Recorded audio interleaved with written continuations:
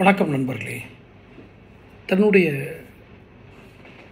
மகள் ஏன் இளம் வயதில் இறந்தார் என்று டிஜிஎஸ் தினகரன் ஐயா, அவர் கிறிஸ்தவ மத பிரச்சாரகர், இன்னும் கிறிஸ்தவ அந்த மதத்தின் அடிப்படையில் சொல்ல வேண்டும் என்றால் ஊழியம் செய்பவர், ஊழியர் செய்து தன்னுடைய இயேசுவை குறித்த கருத்துக்களை மக்களிடம் பரப்பி வந்தவர். அவருடைய மற்ற அதன் மீது உள்ள விமர்சனங்களை தவிர்த்து நான் அவர் கூறிய வார்த்தைகளை, வாழ்க்கையில் நம்பிக்கை அளிக்கக்கூடிய வார்த்தைகளை நான் அதிலிருந்து எடுத்து கூறியிருந்தேன். என்ன, தன் மகள் இளம் வயதில் ஏன் இறந்தார்? ஏஞ்சல் என்ற ஒரு பொண்ணு ஆக்சிடெண்ட்டில் அவருடைய பொண்ணு இறந்து போச்சு. அது குறித்த முழு வீடியோவும், அவர் அந்த சம்பவத்துக்கு என்ன சொன்னார் அப்படிங்கிறத என்னுடைய முந்தைய வீடியோவில் பதிவிட்டிருக்கேன். அதனுடைய லிங்க் டிஸ்கிரிப்ஷனில் கொடுத்துறேன். அவர் என்ன சொல்லியிருந்தார் மிக சுருக்கமாக அதை கூறுகிறேன். முடியாதவர்கள் அந்த வீடியோ பார்த்துட்டு கூட வாங்க. மகள், இவர் ஒரு மத பிரச்சாரகர், இயேசு எல்லோரையும் காப்பதாக கூறுகிறார். ஆனால் இவருடைய மகள் விபத்தில் பலியாகிறார். அதுவும் குறைந்த வயது, 18 20 வயதுக்குள். அப்போ மற்றவர்களெல்லாம் இவரை கேலி செய்ய மாட்டார்களா என்று அவரே மனம் வருந்தி தனி அறையில் உட்கார்ந்து பிரார்த்தனை செய்து கொண்டிருக்கும்போது இயேசு அவர் முன்னால் தோன்றி கூறியதாக அவர் கூறிய வார்த்தை, யார், டிஜிஎஸ் ஐயா கூறிய வார்த்தை, நான் தனி அறையில் அழுது கொண்டிருந்தேன் 3 நாட்களாக. திடீரென்று என் முன்னால் தேவன் தோன்றினார். உன் மகளை நான் ஏன் உன்னிடமிருந்து பறித்தேன் என்றால் 2 காரணங்கள். ஒன்று, உன் மகள் இந்த உலகில் வாழ்ந்து திருமணம் செய்து அந்த திருமணத்திற்கு பிறகு அவர் மிகப்பெரிய துயரங்களையோ வாழ்க்கையில் கஷ்டங்களையோ படுவதை ஒரு தந்தையாக உன்னால் தாங்க இயலாது. அதனால் அவளை என்னுடைய சாம்ராஜ்யத்துக்கு நான் எடுத்துக்கொண்டேன் என்று கூறுகிறார். ஒன்று.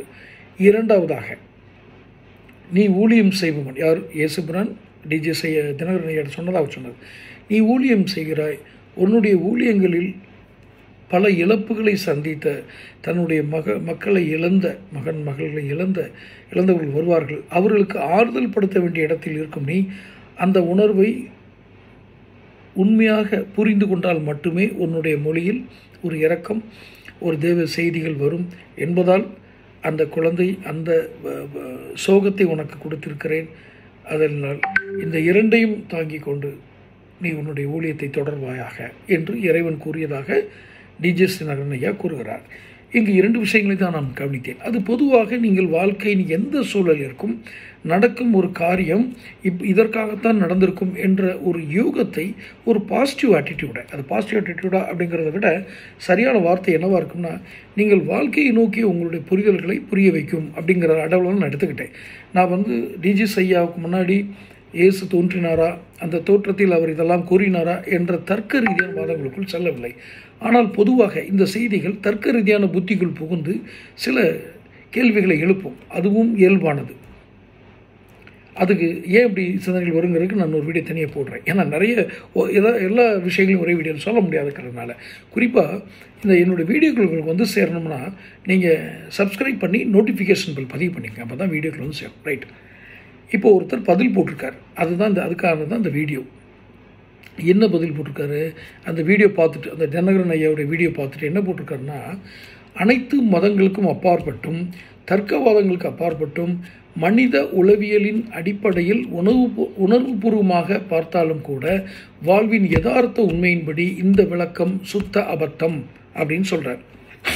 அதுக்கு நான் என்ன பதில் கொடுத்துருக்கேங்கிறதையும் போட்டிருக்கேன். அது ஸ்க்ரீன்ஷாட்டில், அதாவது தம்ப்நெயிலில் அதை வச்சுருக்கேன். என்ன, அவர் பேர் பேச்சியப்பன் துரை அப்படின்னு போட்டிருக்கார். அவருக்கு நான் என்ன கொடுத்துருக்கேன்னா, மிஸ்டர் பேச்சியப்பன் துரை, நீங்கள் ஒரு விஷயத்தை நன்றாக புரிந்து கொள்ளுங்கள். ஒரு வாக்கியம் தர்க்க ரீதியான மூலையிலிருந்து வருகிறது என்றால் அது தர்க்க மொழியில் அடிப்படையில் இருக்கும். ஒரு வார்த்தை ப்ரேயரில் வருது அப்படின்னா, அதாவது பிரார்த்தனைகளில், கடவுளிடம் நாம் கொடுக்குற பிரார்த்தனைகள் வருகிறது என்றால் அந்த பிரார்த்தனை மொழிகளை புரிந்து கொள்ளக்கூடிய ஒரு உணர்வு இருந்தால் மட்டுமே உங்களுக்கு அது புரியும். இல்லை என்றால் தர்க்க ரீதியாகவே நீங்கள் பார்த்து, அவர் சொல்கிறார், தர்க்க ரீதியாக பார்த்தாலும் உளவியல் அடிப்படைன்னு சொல்கிறார். ரொம்ப டீப்பாக தான் அனலைஸ் பண்ணியிருக்காரு. ஆனால் உளவியலும் தர்க்கவாதமும் மதம் தோன்றிய அந்த மதங்கள் அடிப்படையிலும் மற்ற மதங்களின் அடிப்படையில் பார்த்தாலும் இதையெல்லாம் ஒரு பார்வை, இதுக்கு மீறியவருக்கு பார்வை இல்லை. அதுதான் அவருடைய குறை. அவர் ஒன்றும் அவரை குறைபட்டு கொள்ளவோ அல்லது அவர் தவறாக சொல்லிவிட்டார் என்று அவர் மீது கோபப்படவோ ஒன்றும் இல்லை. அவருக்கு ஒரு பிரார்த்தனை மொழிகளை புரிந்து கொள்ளும் திறன் இல்லை, அல்லது இது வேறொரு மொழியில் புரிந்து கொள்ள வேண்டுமோ என்ற ஒரு அவேர்னஸ், ஒரு விழிப்புணர்வும் இல்லை. அவர்கள்தான் இந்த வாக்கியங்களை இப்படி பார்ப்பார்கள். இப்போவும் சொல்கிறேன், இதை தர்க்க ரீதியாக நான் விளக்கமே கொடுக்கல. என்னோடய வீடியோவில் கூட பாருங்கள், டிஸ்கிரிப்ஷனில் இருக்குது. எப்போதுமே தர்க்க ரீதியாக நான் விளக்கம் கொடுக்கவில்லை. தர்க்க ரீதியாக விளக்கம் கொடுப்பது சரியாகவும் இருக்காது. இந்த பிரார்த்தனை மொழிகளை புரிந்து கொண்டவர்கள் மாத்திரமே இந்த நான் சொன்ன அந்த வீடியோனுடைய அர்த்தம் புரியும்.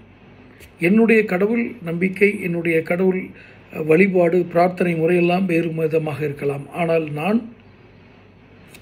இதை புரிந்து கொண்ட விதத்தை வைத்து தான் அதை வீடியோவாக வெளியிட்டேன். தொடர்ந்து சேனல் பாருங்கள், சப்ஸ்கிரைப் பண்ணுங்கள், நோட்டிஃபிகேஷன் பெல் பதிவு பண்ணுங்கள். அப்போ தான் வீடியோக்கள் சேரும். பிடிச்சிருந்தா லைக் பண்ணி ஷேர் பண்ணுங்கள். நன்றி.